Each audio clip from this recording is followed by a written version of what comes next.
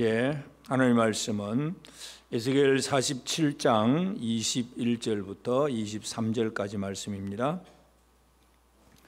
에스겔 47장 21절에서 23절까지 찾으셨으면 우리가 다 같이 말씀을 함께 같이 봉독하도록 하겠습니다. 47장 21절부터 23절까지입니다. 같이 읽습니다. 시작. 그런즉 너희가 이스라엘 모든 지파대로 이 땅을 나누어 차지하라. 너희는 이 땅을 나누되 제비 뽑아 너희와 너희 가운데에 머물러 사는 타국인 곧 너희 가운데서 자녀를 낳은 자의 기업이 되게 할지니 너희는 그 타국인을 본토에서 난 이스라엘 족속같이 여기고 그들도 이스라엘 지파 중에서 너희와 함께 기업을 얻게 하되 타국인이 머물러 사는 그 지파에서 그 기업을 줄지니라. 주 여호와의 말씀이니라. 아멘. 우리 하나님의 은혜가 온 성도들에게 가득하기를 바랍니다. 우리가 계속해서 이제 에스겔서 이제 거의 마무리 부분에 왔는데 하나님은 이 바벨론 디아스포라 포로된 그 백성들을 회복을 시켜주시고 그래서 모든 것들이 다 회복이 됩니다. 나라가 회복이 되고 성전이 다시 세워지고 또 이 기업 각 지파별로 땅도 허듯 세워지고 여러 제사와 제도 뭐 왕 또 군주 막 이런 모든 제도들도 다 회복이 되는데 이제 마지막에 기업을 나누는 부분들입니다. 그래서 지난주에 우리가 살펴본 것은 지난 앞부분 그 20절까지는 이스라엘 땅을 받을 기업 전체 동서남북의 경계선 얘기를 했습니다. 이제 오늘 이제 47장 21절부터 23절까지는 이제 이 경계선 안에서 누가 이 기업을 차지할 수 있느냐, 얻을 수 있는가 하는 부분에 있어서 이제 각 지파별로 기업을 나누어 주는 얘기는 이제 48장의 뒤에부터 시작을 합니다. 각 지파별로 나누기 전에 먼저 하나님 주신 말씀이 있습니다. 바로 그것은 타국인에 대한 말씀입니다. 타국인, 이스라엘 사람이 아닌데 원래 혈통적으로 아브라함의 그 후손이 아닌데 그런데 이스라엘 땅으로 이 야곱의 땅을 차지할 수 있는 타국인이 들어와서 기업을 얻을 수 있게 하라 하는 말씀. 그래서 오늘 우리가 이제 이 말씀을 보면서 하나님은 하나님의 백성들을 회복할 때에 우리가 지난주에 살펴본 것은 유다 지파들이 지금 포로가 되어가 있지만 이스라엘 12지파가 다 회복된다고 말씀을 했습니다. 그러니까 이스라엘 12지파뿐만 아니라 더 범위를 넓혀서 원래의 이스라엘 12지파의 그 혈통은 아니지만 타국인들도 이곳에 들어와서 기업을 얻을 수 있게 하시는 것, 이것이 오늘 본문의 말씀입니다. 그래서 이 본문의 말씀은 하나님의 그 열린 마음, 개방적인 하나님의 열린 마음, 이것을 우리가 알 수가 있는데, 그래서 오늘 말씀의 제목은 열린 기업, 또 이것은 우리 교회로 본다면 열린 교회 이렇게 되어야 됩니다. 하나님의 의도, 하나님의 원리와 방법이 뭐냐면 개방성입니다. 열려있다는 얘기입니다. 하나님이 열려있지 않으면 우리는 구원을 받을 수가 없어요. 하나님이 열어놓지 않으면 죄인들은 그냥 다 멸망당하고 완전히 없어져도 하나님 까딱도 안 하실 분이에요. 그런데 하나님의 마음을 열고 죄인들이 돌아올 수 있는 길도 열어주시고 뭔가를 해주시는 이거 은혜 때문에 지금 우리가 예수를 믿고 또 천국도 바라볼 수 있는 그런 사람이 되었습니다. 여러분은 옆에 있는 분들하고 뭐 마음이 좀 열려 있습니까? 꼭 닫아두었습니까? 옆에 있는 분들 쳐다보니 어떻습니까? 뭐 있는지 없는지도 몰라. 그냥 나만 오직 나만 이게 닫힌 마음으로서는 하나님의 마음이 이해가 안 돼. 하나님의 마음은 열려있는 마음입니다. 이 열려있는 마음을 오늘 우리가 알고 우리가 이 시대를 살아갈 때에 이 열린 마음으로 열린 기업을 또 나누고 교회가 열린 교회가 되고 이렇게 살아가는 것이 하나님께서 하시는 중요한 말씀입니다. 그래서 이 타국인에 대한 말씀을 먼저 하고 그 다음에 12지파의 얘기를 이제 48장부터 하게 됩니다. 우리가 하나님께서 열어주시는데 문제는 뭐냐 하면 아무리 열어놔도 안 오니까 이제 이게 가장 큰 문제잖아요. 여러분 노아가 방주를 다 짓고 적어도 일주일 동안은 기다렸습니다. 그런데 아무도 안 와. 아무리 열어놔도 안 오니까 그건 뭐 그들의 문제이고, 일단 하나님은 열어놓으시는 분이라는 거, 이걸 우리가 먼저 이해해야 됩니다. 그래서 하나님의 그 열린 마음, 이것은 이 이스라엘 백성들의 기업으로 보면 기업이 열린 것이고, 이것은 지금 우리 시도로 보면 교회가 열려 있다는 사실, 이것에 대해서 우리는 분명히 이해할 필요가 있습니다. 그래서 이 교회가 폐쇄적이 되고 자기만, 우리끼리만 뭐 이렇게 하면 늘 이 문제가 생깁니다. 하나님의 마음은 열려있는 마음이라는 거 꼭 기억하시기 바랍니다. 그러면 이 하나님의 마음은 처음부터 그렇습니다. 하나님께서 아브라함을 선택을 하셨을 때에 이제 노아 홍수 이후에 막 열방들이 땅으로 다 흩어지고 또 하나님을 잊어버리고 우상 숭배하고 많은 열방 민족들이 제각길로 갔을 때에 하나님은 아브라함을 선택을 하시잖아요. 아브라함을 고향 본토 친척 아버지 집 떠나라 하고 선택을 할 때에 하나님 주신 말씀을 보면 창세기 12장 3절에 너를 축복하는 자에게는 내가 복을 내리고 너를 저주하는 자에게는 내가 저주하리니 땅의 모든 족속이 너로 말미암아 복을 얻을 것이다. 땅의 모든 족속이 너로 말미암아 복을 얻는다. 하나님은 아브라함을 선택하셨지만 하나님의 마음은 뭐냐 하면 모든 족속이에요. 아브라함을 통해서 모든 족속이 복을 얻을 것이다. 이게 하나님의 마음이고, 이 마음 때문에 오늘 저와 여러분 이 시대에 예수를 믿고 있는 것이고 하나님을 아버지라고 부를 수 있는 것이고, 하나님의 열린 마음, 이것을 우리가 잘 이해를 해야 됩니다. 사도 바울도 원래는 바리새인이잖아요. 바리새인은 철저하게 폐쇄적입니다. 폐쇄적이어서 절대로 이제 사마리아 땅에도 들어가지도 않고 또 세리 죄인들 막 이런 사람하고 어울려서 같이 식사도 하지 않고 이방인하고는 전혀 교류도 하지 않고 자기들끼리만 모여 있는 이 바리새인 중에 바리새인이 사도 사울이었어요. 근데 나중에 예수를 알고 나서 믿고 나서 그 다음에 이제 복음을 전하면서 이제 마지막에 이제 그 자기 제자 디모데에게 편지를 합니다. 디모데에게 편지할 때 디모데전서 2장 4절에 뭐라고 표현하느냐면 하나님은 모든 사람이 구원을 받으며 진리를 아는 데 이르기를 원하시느니라. 이 바리새인이 깨닫고 나니까 하나님은 모든 사람 구원받기를 원하시는구나, 이거 깨닫는 거예요. 이게 하나님의 마음입니다. 여러분, 이 하나님의 마음을 알고 계십니까? 하나님은 모든 사람이 구원을 받기를 원하고 모든 족속이 복을 받기를 원하세요. 물론 그렇다고 해서 그들이 다 복을 받는 건 아닙니다. 돌아와야 복을 받는데, 그래서 하여튼 열려 있다는 사실, 이것을 우리가 기억해야 됩니다. 이스라엘 이제 바벨론 포로들이 돌아올 때에 이제 우리끼리만 이게 아니라 그들 안에도 이스라엘 다른 지파 사람들도 들어와야 되고 또 타국인들도 들어올 수 있다는 사실, 이것을 먼저 하나님 말씀을 하고 있습니다. 하여튼 하나님의 마음은 개방적, 열린 마음이라는 사실을 우리가 이해해야 되고, 그러면 열려 있다고 해서 아무나 들어올 수 있느냐, 이제 이건 또 아닙니다. 두 번째 생각해야 될 것은 이 열려 있다고 해서 아무나 타국인 모두가 기업을 얻지는 못합니다.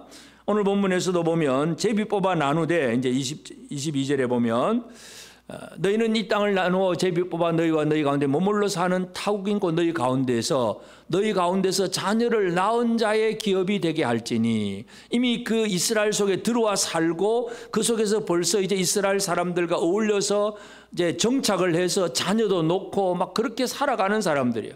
함께 하나님의 말씀을 듣고 하나님을 섬기는 사람들 얘기입니다. 그냥 이방인들 아무나 들어오라 이 얘기가 아니라 그 안에 들어와서 이미 예수 그리스도를 믿는 믿음, 여호와 하나님을 아는 신앙, 이 신앙을 가진 사람들, 그 얘기입니다. 그래서 타국인이라고 해서 무조건 모든 족속이 아니라, 이 무조건 모든 족속은 뭐냐 하면 신학적으로 보면 만민구원설이라 그럽니다. 만민이 다 하나님 사랑의 하나님이니까 지옥 안 보내고 다 구원하실 거야. 하나님 사랑의 하나님이야. 좋으신 하나님이야. 막 그렇게만 얘기를 합니다. 그런데 물론 하나님은 열린 마음이지만은 아무나 들어오지는 못합니다. 이스라엘 땅에 이미 들어와서 같은 신앙을 고백하고 같이 믿음으로 살아가는 사람들 얘기입니다. 이 얘기는 이미 모세 시대부터 하나님 율법을 주셨을 때도 마찬가지인데, 레위기 16장 29절에 보면 너희는 영원히 이 규례를 지킬지니라. 7째 달 곧 그 달 10일에 너희는 스스로 괴롭게 하고 아무 일도 하지 말되 본토인이든지 너희 중에 거류하는 거류민이든지 그리하라. 본토인은 이스라엘 사람들, 혈통적인 이스라엘 사람 얘기입니다. 그 다음에 너희 중에 거류하는 거류민이든지, 이 절기, 대속죄의 절기를 지키라는 얘기잖아요. 여러분, 절기를 지킨다는 얘기는 하나님의 백성으로서 하는 일이고, 대속죄의 은혜는 우리의 모든 죄를 깨끗하게 사함받는 그런 개념이 바로 대속죄일입니다. 그러니까 거류인민들도, 그러면 너희 중에 거류하는 거류민들도 그리하라 하는 얘기는, 하나님은 레위기 율법 속에서도 이미 열려있는 마음이고, 그리고 그들 중에 이미 하나님을 알고 여호와 하나님을 향한 온전한 신앙을 가지기로 하는 그런 사람들을 하나님은 다 용납하시고 포용을 하셨다는 사실, 우리가 이것을 이해를 해야 됩니다. 여러분, 유다 지파의 이제 이스라엘 12정탐꾼 얘기할 때 흔히 여호수아 갈렙 얘기하잖아요. 그 갈렙은 유다 지파의 대표자예요. 근데 유다 지파의 대표인데 그 혈통을 쭉 올라가 보면 그니스 사람 갈렙, 그런 얘기를 합니다. 그니스 사람 갈렙. 이 그니스는 에돔 족속의 후손이에요. 그러니까 원래 이 갈렙은 유다 지파가 아니었는데 나중에 유다 지파에 속해서 유다 지파인이 되고, 그 안에서 믿음이 제일 좋다 보니까 정탐을 하는 대표자가 되고, 돌아와서도 진짜 하나님을 향한 온전한 신앙을 고백하고, 하여튼 혈통적인 이스라엘이 아님에도 불구하고 믿음으로 살아가는 자들을 하나님이 들어오게 하신다는 사실, 이것을 우리가 이해를 해야 됩니다. 우리가 그 룻기도 보면 모압 여인 룻이 유대 땅으로 들어오잖아요. 모압 여인 룻이 들어오는데 그 룻기 1장 16절에 보면 룻이 이르되 내가 내게 어머니를 떠나며 어머니를 따르지 말고 돌아가라. 강건하지 마옵소서. 어머니께서 가시는 곳에 나도 가고 어머니께서 머무시는 곳에 나도 머물겠나이다. 어머니의 백성이 나의 백성이 되고 어머니 하나님이 나의 하나님입니다. 이 룻이 같은 신앙을 고백하고 들어오는 거예요. 모압 여인은 이 신명기에 보면 모세가 저주를 합니다. 여러 나라를 저주하고 막 이제 이스라엘 총회에 들어올 수 없는 그런 나라에 대해서 얘기할 때 모압과 암몬은 이 사람 10대가 지나도 못 들어온다고 아주 저주를 해놨어요. 이 모압인 발락이 발람 선지자를 초청해가지고 막 이스라엘을 타락시켰기 때문에 모세가 너무 분노해가지고 이 모압은 절대로 이스라엘을 못 들어온다 그랬거든요. 그런데 한참 시대가 지나서 룻이 어머니의 하나님이 내 하나님이고 어머니 백성이 내 백성입니다 하니까 들어옵니다. 보아스가 그 룻을 영접을 해주고 그를 아내로 맞이해주고 그의 시집의 그 기업을 회복시켜주고, 룻은 결국은 다윗 왕의 증조 할머니가 되는 거예요. 예수 그리스도의 족보에까지 올라갑니다. 원래는 안 된다고 그랬는데 다 되게 되어 있어요. 신앙을 고백하면, 같은 신앙, 하나님을 향한 온전한 신앙이 있으면 그 사람의 출신과 배경이 어떠하든지 간에 들어올 수 있는 길, 이것이 바로 하나님의 개방성입니다. 그래서 처음에는 하나님 모든 족속이라고 다 열려있는 것을 얘기했지만, 두 번째는 믿음으로 살아가느냐, 온전히 하나님을 향한 신앙이 있느냐 없느냐, 이것이 중요한 기준이라는 사실, 이것을 우리가 이해할 필요가 있습니다. 그래서 만민 구원이 아니라 하나님은 모든 민족에게 열려있는 하나님이지만 믿음을 고백하는 자들, 같은 믿음을 가진 자들이 하나님의 백성이 되고 하나님의 기업을 얻을 수 있다는 것, 이것을 얘기합니다. 그러면서 이제 23절에 보면 타국인이 머물러 사는 그 지파에서 그 기업을 줄지니라. 주 여호와의 말씀이니라. 기업을 나누어 주라는 얘기예요. 자기 지파 안에 거주하는 타국인들, 이 사람들에게 너희들은 주라는 얘기입니다. 주려고 하면은 여러분, 다른 데 있는 걸 갖다가 주는 것은 어떻게 보면 쉬울 수가 있습니다. 기업을 우리 지파 안에서 나누어 준다는 얘기는 뭐예요? 내 것을 떼어 넘겨줘요. 떼어 보내줘야 됩니다. 땅은 다른 데 걸 가져오지 못하잖아요. 이 땅 안에 우리 지파 안에 거주하는 타국인, 믿음으로 살아가는 타국인, 그들에게는 나누어 줄지니라 하는 얘기입니다. 내 것을 떼어줘야 됩니다. 이 용납, 받아들이는 용납과 나눔, 이것이 바로 천국의 삶이에요. 천국의 삶은 바로 받아들이고 나누어주고 하는, 이것이 진정한 하나님의 백성들의 삶입니다. 그래서 뭐 혈통만 따지고 뭔가 따져가면서 너는 돼 안 돼 막 이런 것이 아니라 진짜 믿음으로 살아가는 믿음의 형제들을 향해서는 하나님께서 기업을 나눌지니라, 그런 얘기를 합니다. 그래서 이 열린 마음을 품고 살아가는 것이 중요한데, 물론 이제 나눈다고 하는 것은 뭐 꼭 땅의 문제만은 아닙니다. 우리가 뭐 저도 마찬가지지만 땅 있는 분 좀 있겠지만 저는 땅 한 평이 없어요. 그러면 이제 이걸 나누라고 하면 땅을 어떻게 쪼개 나누겠어요? 이제 이 나누면은 여러 가지가 있을 수가 있습니다. 땅에 여러 가지가 있을 수 있는데, 솔로몬 왕이 성전을 짓고 봉헌식을 할 때에 막 이제 기도를 합니다. 그 기도를 할 때 어떤 기도까지 하느냐면 열왕기상 8장 43절에 보면 주는 계신 곳 하늘에서 들으시고 이방인이 주께 부르짖는 대로 이루사 땅의 만민이 주의 이름을 알고 주의 백성 이스라엘처럼 경외하게 하시오며 또 내가 건축한 이 성전을 주의 이름으로 일컫는 줄을 알게 하옵소서.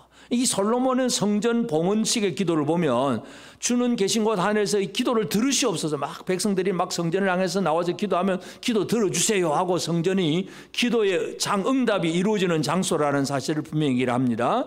그러면서 이방인이 주께 부르짖는 대로 이루사, 이방인의 기도도 하나님 들어주세요. 이게 바로 솔로몬의 봉헌식이에요.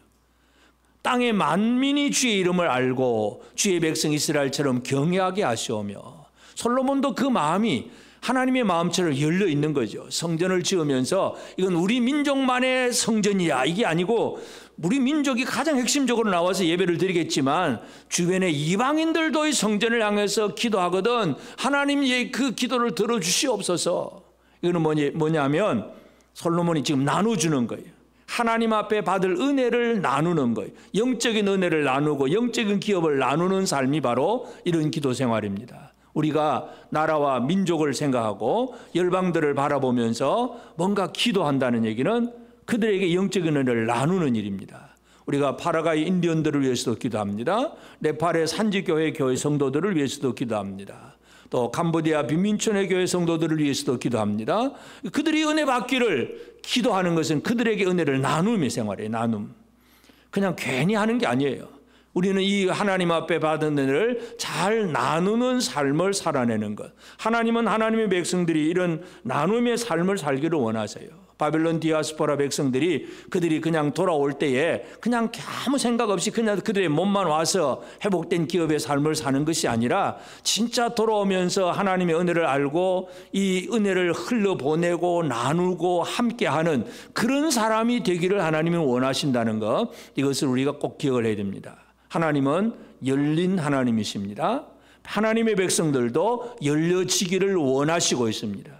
그래서 물론 모든 사람이라고 표현했지만 아무나가 아닙니다. 같은 믿음을 표현한 그들이 이 기업의 땅에서 은혜를 누릴 수 있다는 사실, 우리가 이것을 이해한다면 지금 이 시대에 우리 교회가 열린 기업, 열린 교회로 살기 위해서는 물론 우리의 이 열린 교회가 되는 것은 예수 그리스도로 말미암아 이루어지는 일입니다. 하나님의 이 마음은, 열린 마음은 아들 예수 그리스도를 통해서 완성이 됩니다.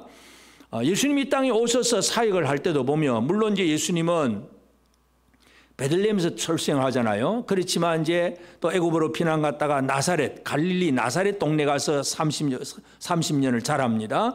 그리고 거기서부터 복음을 전하기 시작을 합니다. 그래서 예수님의 복음서는 주로 이제 갈릴리 지역에서 활동을 하다가 뭐 절기나 어떤 특별한 일이 있으면 예루살렘에 잠깐 내려왔다가 왔다 갔다 합니다. 그래서 이스라엘 지도를 보면 북쪽은 갈릴리 지역입니다. 남쪽은 예루살렘입니다. 근데 중간에 사마리아가 있어요. 동쪽은 요단강입니다. 그러면 이제 유대인들은 사마리아 땅에는 안 들어갑니다. 사마리아는 북이스라엘 사람들의 후손들이고 다른 이방인의 피가 섞여 있는 혼혈족이라고 생각을 해서 유대인들은 사마리아 사람들하고 상종을 안 합니다. 말도 걸지도 않고 같이 그 땅에 들어가지도 않고 밥도 먹지도 않고 아예 간섭을 안 합니다. 근데 예수님은 그 사역을 하면서 갈릴리와 예루살렘을 왔다 갔다 하면서 유대인들은 사마리아 땅에 안 들어가려고 빙 돌아 들어갑니다. 빙 돌아서 뭐 다른 길로 돌아 들어가는데 예수님은 직진이에요. 사마리아를 통과해서 갈릴리로 바로 갑니다. 요한복음 4장에 보면 이제 사마리아 땅으로 들어가셔서 수가성 여인하고 만나서 이야기하는 광경이 요한복음 4장에 나오잖아요. 그때 요한복음 4장 9절에 보면 사마리아 여자가 이르되 당신은 유대인으로서 어찌하여 사마리아 여자인 나에게 물을 달라 하나이까 하니 이는 유대인이 사마리아인과 상종하지 아니함이라. 그 당시 유대인들은 사마리아인하고 전혀 상종을 안 해. 쳐다보지도 않고 그 땅에 들어가지도 않는다. 근데 예수님은 예루살렘에 오셨다가 갈릴리로 가면서 바로 직진으로 사마리아를 통과해서 들어가십니다. 그리고 그 사마리아를 그냥 통과합니까? 그 여자와 대화를 나누고 메시아 되신 뭘 보여주고 그래서 많은 사람들이 예수 그리스도를 믿게 되잖아요. 예수님의 사역은 유대 땅, 유대인들만을 위한 사역이 아니고 바로 사마리아 땅에도 들어갑니다. 또 갈릴리 지역에 있다가 또 그다음 저 북쪽 이방인 지역까지 들어갑니다. 두로 지역에도 들어가는데 그 두로 지역에 가서는 이제 수로보니게 여인, 그 여인의 그 딸이 귀신이 들렸을 때에 그 귀신의 딸을 고쳐줍니다. 마가복음 7장 26절에 보면 그 여자는 헬라인이요 수로보니게 족속이라 자기 딸에게서 귀신 쫓아내 주시기를 간구하거늘. 우리가 이 이야기는 아마 성경을 자주 읽어본 분들은 잘 알겠지만 이 여자가 와서 이제 예수님 앞에 자기 딸 귀신 들렸다고 고쳐달라고 부탁하잖아요. 그럼 예수님 보통 평소에 예수님 같으면 그냥 사랑하는 마음으로 막 고쳐줬을 거예요. 근데 이상하게 막 다른 얘기를 하시잖아요. 자녀들에게 줄 떡을 취해가지고 개들에게 던지면 마땅치 않다. 니는 개다 그 말이에요. 그러면 기분 나빠서 집에 가야지. 근데 그 여자가 아닙니다. 자녀들이 먹던 부스러기라도 상아리에서 개들이 먹습니다. 막 부스러기라도 주면 좋으니까 그냥 좀 주세요. 예수님은 그 여인의 믿음을 보시고 멀리 있는 딸의 귀신을 내쫓아버렸어요. 예수님은 말씀으로 생각으로만 귀신을 내쫓는 분입니다. 예수님의 사역은 갈릴리 안에서 예루살렘 안에서만 사역하는 것이 아니라 사마리아 땅에도 들어가고 두로 지역에도 들어가고 이방인의 기도도 들으시고 예수님의 모든 것은 바로 하나님의 그 모든 족속을 향한 마음, 그 마음을 품고 일하셨다는 사실을 우리가 꼭 기억해야 됩니다. 뿐만 아니라 예수님은 이방인들이 복음의 신앙을 가질 수 있도록 또 사도들까지도 파송을 합니다. 나중에 이제 예수님이 부활하시고 이제 승천하기 전에 사도들을 파송할 때 뭐라 그럽니까? 사도행전 1장 8절에 보면 오직 성령이 너희에게 임하시면 너희가 권능을 받고 예루살렘, 온 유대, 사마리아 땅끝까지 이르러 내 증인이 되리라. 예루살렘, 유다 이 정도는 이제 유대인 제자들이 얼마든지 다닐 수 있습니다. 그러나 이제 사마리아는 물론 이제 12제자들도 예수님과 같이 움직이기 때문에 그저 한두 번 가보기는 가봤어요. 그 다음에 땅끝은 가보지도 않은 곳이야. 어느 민족이 어떤 족속이 살고 있는지도 몰라. 그런데도 예수님은 그들에게 증인이 되리라고 말씀을 합니다. 예수님의 마음은 모든 족속에게 복음이 전파되기를 원하십니다. 예수님은 12제자를 물론 이제 12제자가 이제 가룟요단에 죽고 마띠아가 이제 사도가 되긴 하지만 그 12제자를 뭐 땅끝까지 보낸다고 말씀을 하셔놓고도 특별히 또 한 사람을 더 임명을 합니다. 누굽니까? 특별 임명을 누구를? 이방인을 위한 특별 사도 누굽니까? 누구예요? 사도 바울. 그냥 교회를 핍박하고 잡으러 다니던 그 핍박자를 부활하신 예수님이 하늘에서 사울아 막 불러가지고 나는 네가 나를 핍박하는 예수다 그러면서 자기를 보여주시면서 그를 핍박자 사울을 복음을 전하는 사도로 만들어내잖아요. 이방인 때문에 그런 거예요. 이방인 때문에.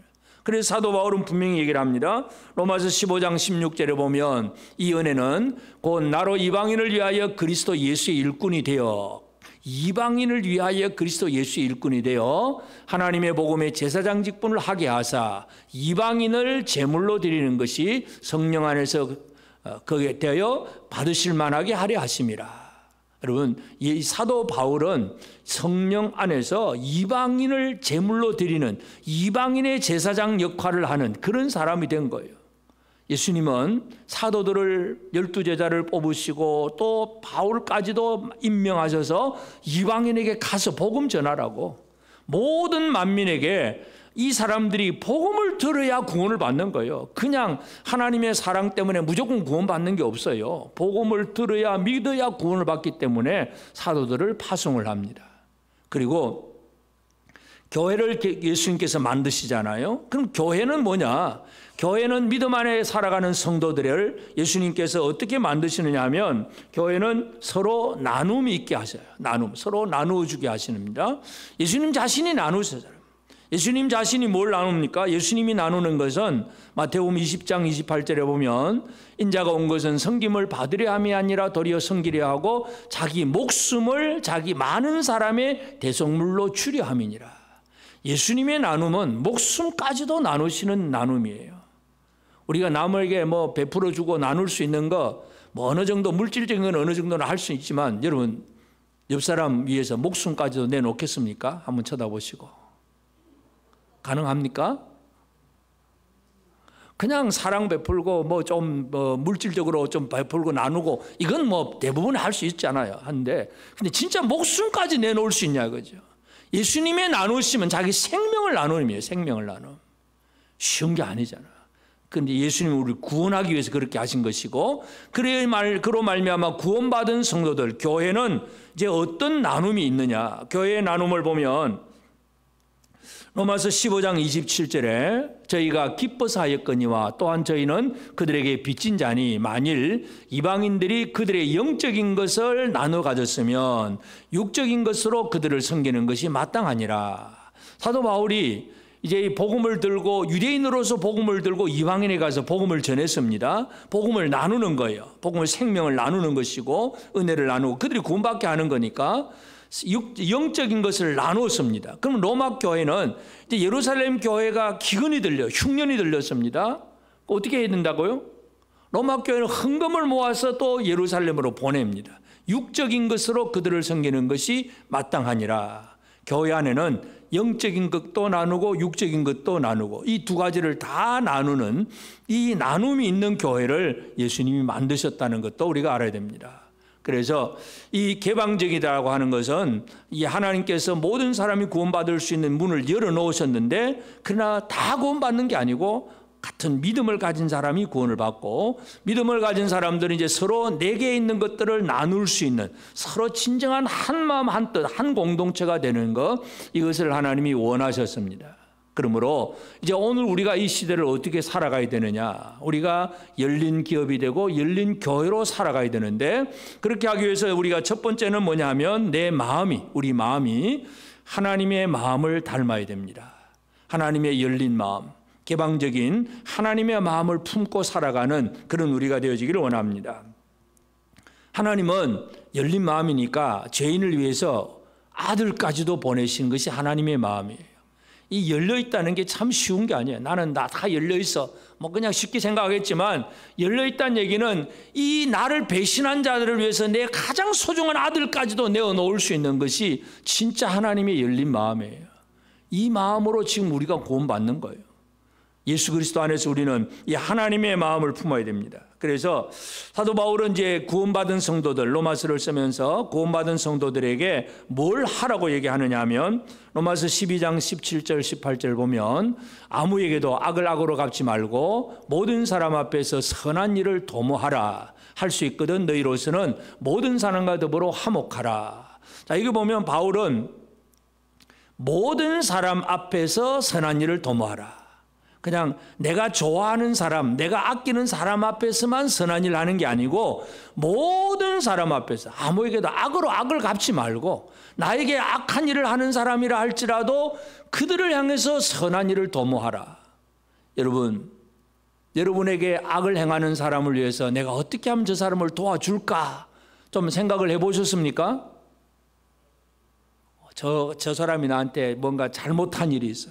그럼 어떻게 하면 원수를 갚아야 될까? 어떻게 하면 복수할까? 이건 누구나 할 수 있는 생각입니다. 그건 아무나 해요. 그런데 성경은 뭐라 그럽니까? 아무에게도 악을 악으로 갚지 말고 모든 사람 앞에서 선한 일을 도모해라. 여러분에게 손해를 끼친 사람, 여러분의 명예를 훼손한 사람, 여러분을 핍박하고 대적하는 사람, 그들을 위해서도 우리가 기도할 수 있고 그들이 잘 되기를 바라보면서 축복할 수 있는 그런 삶을 살고 있습니까? 이 개방이라고 하는 게 쉬운 게 아니에요. 열린 마음이라고 하는 것은 우리가 꼴 보기 싫은 사람도 있고 내 마음에 상처 주는 사람이 있으면 늘 우리는 그를 향해서 막 입에서 안 좋은 말이 나옵니다. 그런데도 열린 마음은 그게 아닙니다. 그가 어떠하든지 간에 선한 말, 선한 일을 도모합니다. 모든 사람 앞에서 선한 일을 도모합니다. 그 다음에 18절에 뭡니까? 할 수 있거든 너희로서는 모든 사람과 더불어 화목하라. 선한 일을 도모하고 모든 사람과 더불어 화목하라. 어떻게 하든지 화목하려 보려고. 옆 사람하고 좀 화목해지려면 이번 주에 뭘 해야 될 것 같습니까? 한번 쳐다보시고. 그냥 대충 넘어가면 시간만 때우면 되겠습니까? 옆 사람과 화목 안 하실 거예요? 할 거예요? 한번 쳐다보시고. 어떻게 하면 될까요? 어떻게 하면 화목을 이룰까? 할 수 있거든. 너희로서는 모든 사람과 더불어 화목하라. 여러분, 하나님의 마음이 바로 이런 마음이에요. 어떻게 하면 저 사람하고 좀 화목할까? 어떻게 하면 저와 관계를 좀 더 잘 가질까? 이 마음을 품고 살아내는 것이 열린 기업, 열린 교회입니다. 그냥 열려 있다고 해가지고 뭐 아무렇게나 나오는 게 아니에요. 흔히 이제 한동안 한국교회에서 열린 교회 광풍이 한번 불어서요. 그 열린 교회가 뭐냐면 뭐 교인들이 막 다 들어와야 되니까 이제 교회가 너무 이제 형식화되고 의식화되어 있다 그래가지고 이제 미국의 큰 교회들, 대표적인 그런 교회들이 목사님들이 그냥 티셔츠에 청바지 입고 또 마이크 딱 이제 귀에 이렇게 해가지고 막 왔다 갔다 하면서 막 청바지 입고 막 설교를 하는 거야. 아무나 막 괜찮다 들어오라고 이제 이런 그런 개념으로 열린 교회 광풍이 불었는데 요즘은 좀 잠잠해요. 그렇다고 물론 그래서 복음을 들어오면 시키는 좋긴 하지요. 좋긴 한데 진짜 중요한 것은 그런 사람들과 더불어서 선한 일을 도모하고 화목하는 일을 하지 않으면 예배당은 들어오긴 들어와도 금방 가버립니다. 화목하고 선한 일을 도모하는 일에 열심을 내야 됩니다. 옆 사람에게 한번 얘기합시다. 우리 선한 일을 도모합시다. 우리 화목하는 일에 열심 냅시다.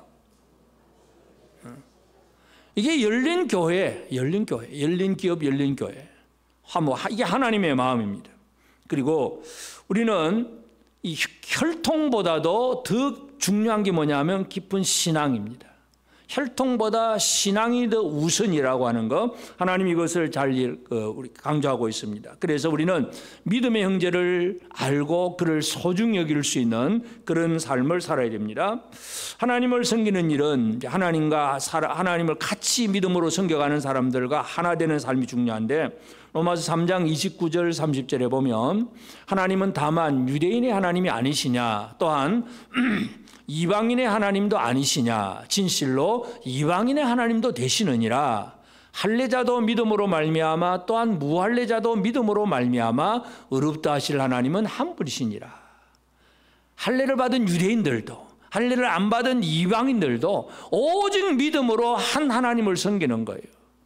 여러분, 오늘 우리는 나와 혈통, 어떤 학연, 지연 이게 다 다르다고 할지라도 같은 하나님을 섬기고 같은 예수 그리스도를 믿고 살아간다면 진짜 한 형제라고 하는 사실, 이것을 분명히 이해를 해야 됩니다. 이게 안 되면 이 열린 기업, 열린 교회가 안 됩니다. 믿음의 형제들끼리 서로 시기, 질투, 다투고 분쟁하고 분리하고, 이건 사탄이 하는 짓이죠. 믿음의 형제들은 물론 성격이나 기질이나 학연, 혈연은 다 다를 수가 있습니다. 그것이 기준이 아니란 얘기죠. 우리의 기준은 오직 같은 신앙 고백입니다. 하나님 앞에서 언제나 믿음으로 살아가는 거. 아까 예를 들어서 갈렙처럼 그는 원래 유대지파가 아니에요. 에돔 족속 그니스 사람이었어요. 근데 유다지파의 대표자가 될 만큼 믿음의 사람이었고 다른 사람들도 그 갈렙을 인정을 합니다. 이처럼 오늘 우리는 혈통보다 신앙이 우선이라고 하는 사실, 이걸 잘 이해해야 됩니다. 그러면 혈통보다 신앙이 우선으로 하려면 이것도 역시 마찬가지이기도 한데, 사도 바울이 이제 그 옥중에 들어가 있다가 옥중에서 어떤 한 죄수를 만납니다. 그 죄수를 만났는데 그 죄수 이름이 오네시모입니다. 이제 전도를 하고 이제 오네시모가 예수를 믿었습니다. 알고 보니까 오네시모가 어떤 사람이냐면 노예였어요. 고대 그 당시에는 노예가 있습니다. 노예 제도가 있고 이 노예는 인간 취급을 못 받습니다. 그래서 막 이 이마에도 뭐 화인을 도장 찍고 아니면 손목에 도장 찍어가지고 어디 가든지 이제 노예라는 표시가 있습니다. 그래서 이 노예는 남의 집에 가서 그냥 막 일만 하고 그냥 그렇게 살던 사람인데, 예수를 믿는 빌레몬이라고 하는 사람 집에 이 오네시모가 노예였어요. 그런데 이 노예가 도망을 쳐버렸어요. 그 당시 노예가 주인의 집을 떠나서 도망을 가면 큰 중대한 범죄입니다. 그래서 그는 막 사형도 당할 수가 있습니다. 그런데 오네시모를 바울이 옥중에서 만나고 그가 이제 회개하고 예수를 믿고 나니까 이제 바울이 빌레몬에게 편지를 보냅니다. 그것이 성경의 빌레몬서입니다. 빌레몬서 1장 16절에 이런 얘기를 합니다. 이후로는 종과 같이 대하지 아니하고 종 이상으로 곧 사랑받는 형제로 둘 자라. 내게 특별히 그러하거든 하물며 육신과 주 안에서 상관된 네 개라. 사도 바울은 빌레몬을 잘 알고 있으니까 빌레몬에게 편지 보내면서 이 오네시모는 원래는 너하고 종이었고 너를 떠난 배신자고 죄인이었지만 이제는 예수 믿는 형제다. 함께 예수 믿는 형제다. 사랑받는 형제로 둘 자다. 나한테도 특별히 그렇다. 근데 하물며 육신과 주 안에 상관된 너 원래 너의 노예였지만 이제 믿음으로 살았으니까 진짜 형제로 영접해 줘라. 이것이 빌레몬서의 편지입니다. 오늘 우리가 믿음의 형제를 영접하고 용납하고 함께하는 것, 이것은 어떻게 보면 나를 떠나버리고 배신한 놈을 용서해 주는 일, 그 일부터 시작해야 됩니다. 용서하고 용납하고 포용하고 이거 없으면 하나가 안 되죠. 하여튼 그가 믿음으로 바로 섰느냐 안 섰느냐 이것이 가장 기준입니다. 하나님은 유대인의 하나님 그리고 이방인의 하나님, 모든 믿는 자의 하나님이라는 사실 꼭 기억을 해야 됩니다. 그래서 이제 우리는 하나님의 은혜를 이제 함께 잘 나누는 삶을 살아내야 됩니다.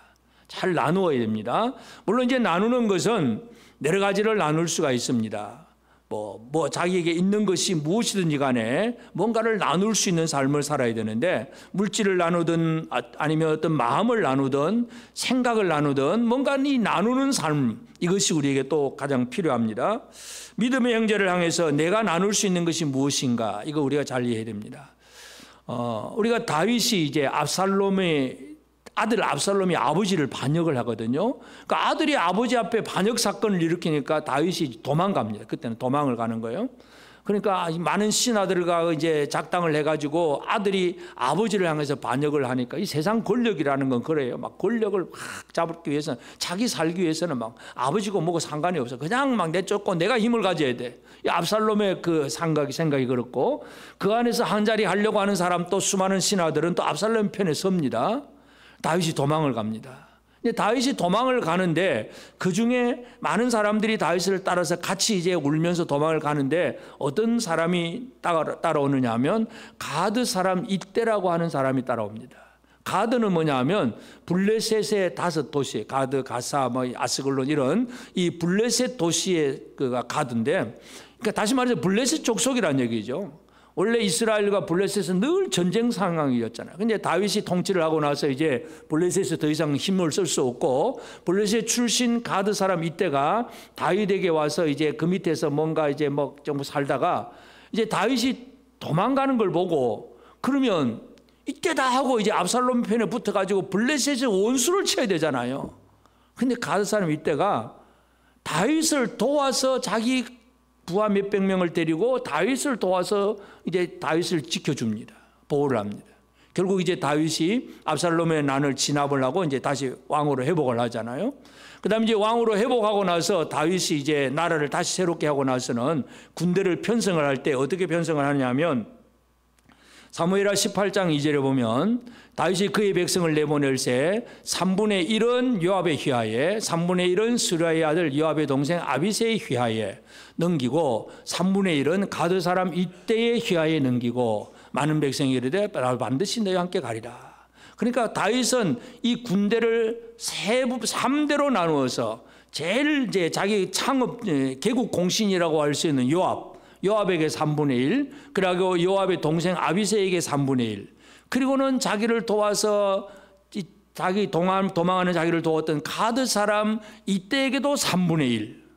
그러니까 이때는 블레셋 족속인데 다윗의 이제 왕국에서 쉽게 말해서 온 나라의 군대를 3분의 1을 차지할 수 있는 그런 힘과 권세를 얻는 사람이 되는 거죠. 다윗이 그걸 나누는 거예요.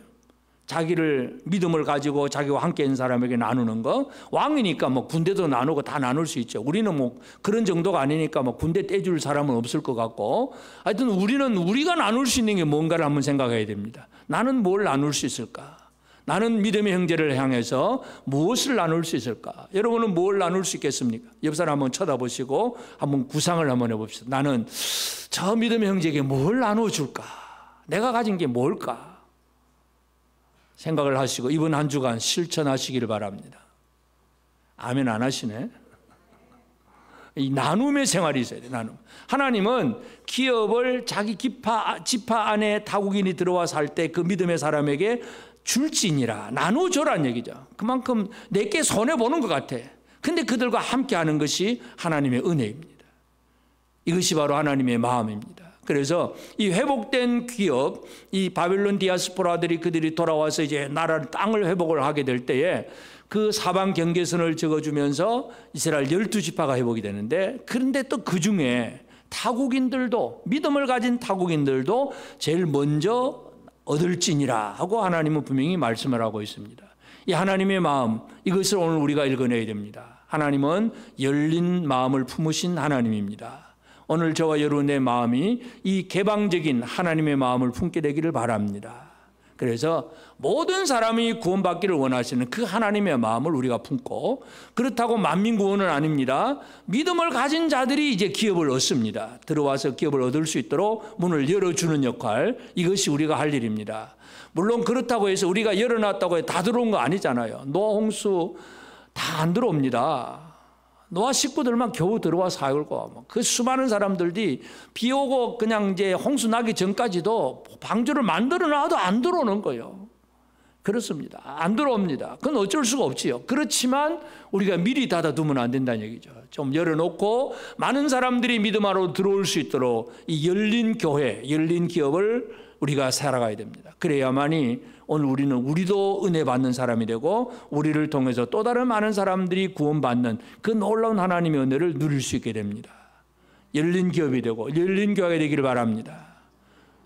하나님을 향한, 또 모든 사람을 향한 열린 마음을 품고 살아가는 우리가 되어지기를 주의 이름으로 축복합니다. 아멘.